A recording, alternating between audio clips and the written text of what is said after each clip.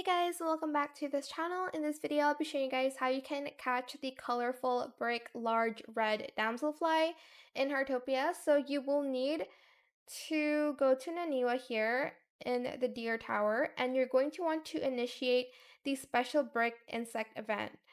So you will need 20. It says you're about to start and it will cost 20 brick tickets. I did explain in a different video on how you can get those brick tickets. So let's start with the special brick insect event. And it was actually super simple to catch the colorful damselfly. I think they stopped doing the secret phases, the third phases that you had to try really hard to get. And now they're just putting out the special event, which you will need tickets to get. But as you can see, I already got the colorful brick large red damselfly.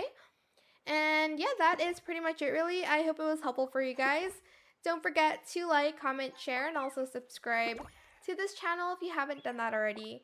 If you have any more questions about this video, just leave it in the comment section down below.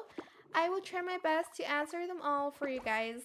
And if you found this video helpful, please click the thanks button as well. That is it. Thank you so much for watching. Bye!